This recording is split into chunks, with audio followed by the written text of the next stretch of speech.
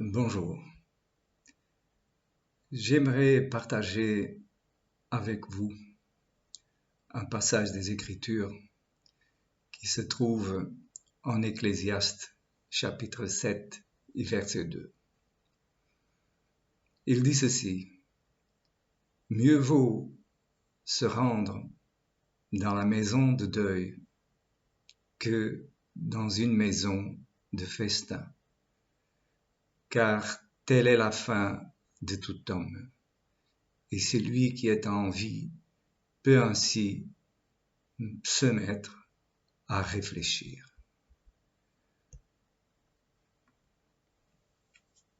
Alors, dans cette société d'amusement, et quand je dis dans cette société, je mets les chrétiens parce qu'ils sont dans le même format pour la plupart.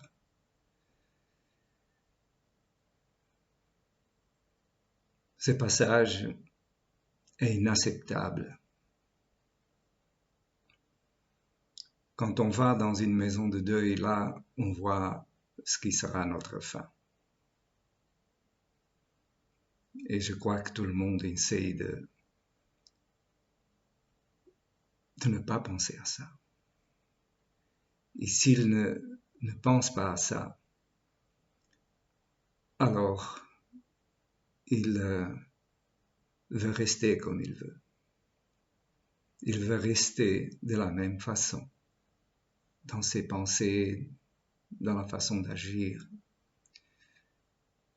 Et tout cela va nous amener à la mort. Et là, c'est pas la mort physique seulement, lorsqu'on va dans cette maison de deuil. C'est la mort éternelle. Donc ce n'est pas quelque chose d'anodin.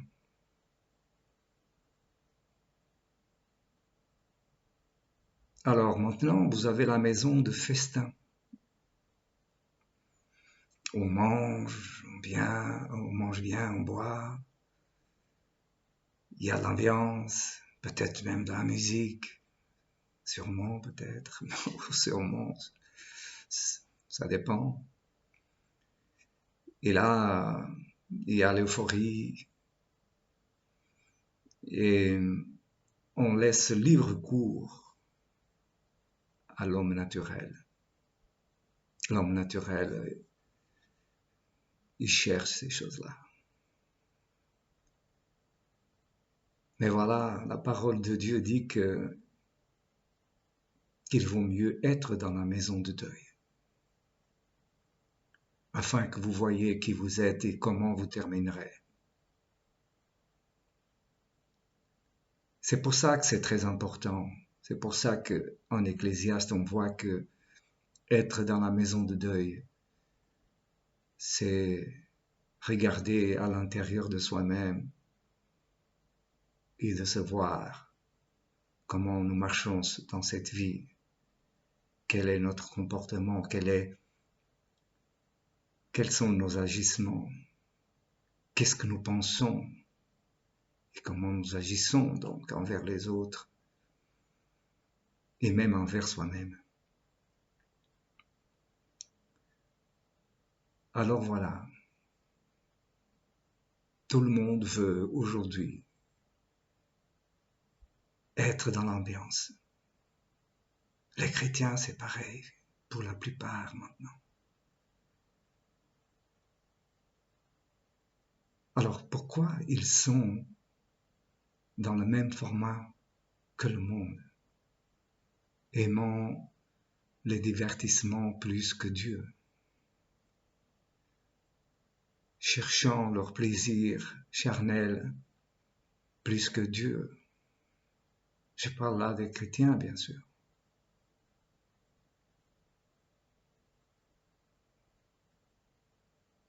Et évidemment, vous vous en doutez, puisque c'est le thème que j'utilise depuis déjà quelques jours pour parler de la vie de l'esprit.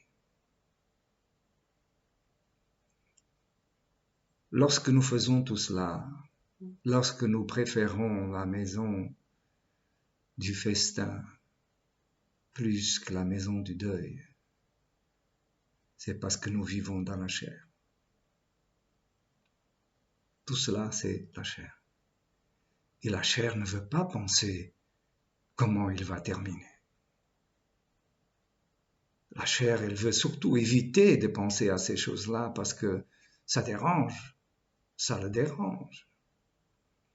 Ça va même peut-être toucher sa conscience, afin qu'il se rende compte que ce qu'il fait n'est pas bien. Je ne dis pas que le festin, c'est toujours dans une ambiance de péché.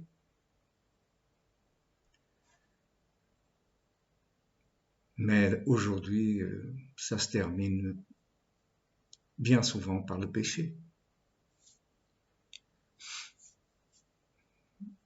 On boit de trop, alors on commence à dire des choses inappropriées.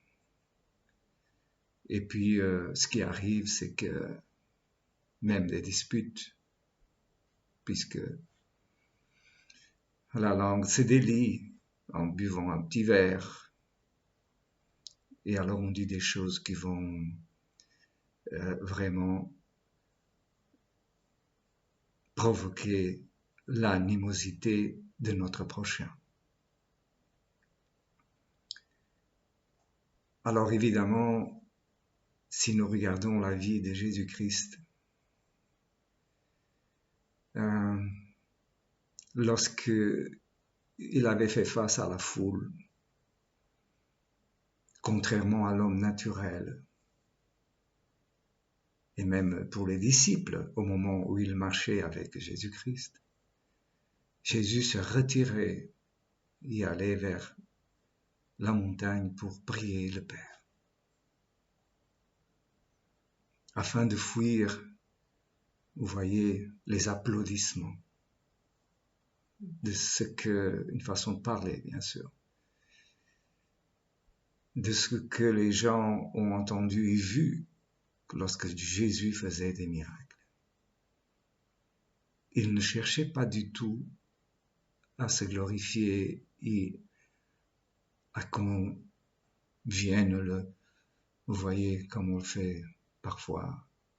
Ah, c'est bien, c'était très bien. Ah, quel sermon, c'est incroyable. Le Seigneur, il cherchait refuge auprès du Père pour que sa chair ne se laisse pas aller dans ce sens-là.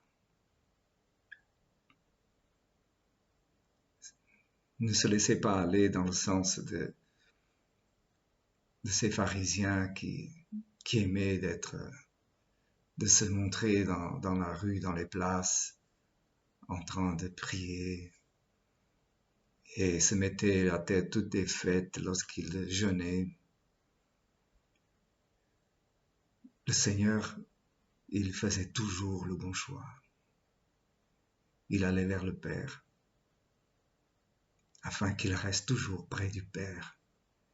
Il ne se laisse pas attirer par les foules et cette adoration que, en général, les hommes sont capables de vouer à un autre homme. L'adoration d'autres hommes. Mais là, la parole de Dieu, elle dit que maudit l'homme qui croit à un autre homme pour la conduite de sa vie, bien entendu. Il n'y a qu'un seul conducteur. Vous pouvez avoir le meilleur des pasteurs, mais si vous n'avez pas meilleur dans le sens des capacités qu'il a de vous captiver, de vous expliquer des choses, mais si vous n'avez pas Christ en vous, vous êtes dans un piège. Et vous allez commencer à aduler cet homme, peut-être à vouloir qu'il vous donne quelque chose, je ne sais pas moi, peut-être voulez-vous faire quelque chose dans l'église. Et vous allez commencer à être très gentil avec lui, à vous montrer dans votre meilleur jour chaque fois à l'église. Parce que quand nous adorons des hommes, et c'est évident que nous ne vivons pas dans l'esprit. Vous savez, c'est pas une question de dire oui, mais pourquoi ils jugent les gens comme ça? Non, c'est pas ça. C'est parce que vraiment, Jésus, il fouillait lorsque ces foules venaient à lui et qu'il parlait ou faisait des miracles. Il fouillait. Il ne voulait pas se mettre en évidence. Alors voyez-vous, pour l'être humain, naturellement, l'humilité est quelque chose qui ne fait pas partie de la vie de l'homme naturel. À un moment ou à un autre, nous allons voir comment cet orgueil, cette vanité, elle prend toute la place de ce qui devait être l'humilité. Vous avez sûrement des expériences personnelles. Si quelqu'un vraiment vous prend comme un rien, ça arrive. Et si en plus ça vient de votre famille et que on ne tient pas compte de votre avis, et c'est toujours dans le sens de l'autre. Là, vous voyez, gardez là l'humilité. Si le Seigneur n'agit pas à travers nous, vous comprenez, c'est l'ancien homme qui va agir. Et là, c'est la guerre. C'est la guerre. Il y a une chose, Dieu ne nous a pas appelés pour que nous menions une vie matérielle. Il a dit, n'accumulez pas de richesses dans ce monde. Hein. Voilà, les intempéries, et tout finit par se détruire. Mais placez votre trésor dans les cieux. Parce que là où est notre cœur, est notre trésor. Où il est sur la terre, où il est dans les cieux. Mais si nous vivons terre à terre, alors tout va prendre une dimension. Ce qui est à vous est à vous. Et si on essaie de vous le prendre, bien sûr, on ne doit pas laisser venir entrer chez vous et bien sûr, vous devez réagir, mais ce que je veux dire, c'est qu'on ne considère pas vos droits. Si on vous regarde de haut, si on vous prend comme un rien, peut-être avez-vous vécu cela. Alors, notre réaction n'est pas une réaction d'humilité. Ce n'est pas une réaction de se regarder en sachant comment on va terminer un jour. Mais si nous vivons dans l'esprit, nous désirons, vous voyez, à chaque instant, dans chaque chose que nous faisons, dans chaque événement, agréable ou moins agréable, nous devons toujours penser que le Seigneur est là et qu'il nous voit, afin que nous nous laissions conduire par lui et ne pas laisser le vieux homme prendre le dessus pour ne pas parler de notre chair. Alors soyons certains d'une chose, croyez la parole de Dieu, il vaut mieux être dans un lieu de deuil que dans une maison de festin. Réfléchissez-y pour votre vie spirituelle. Que Dieu vous bénisse.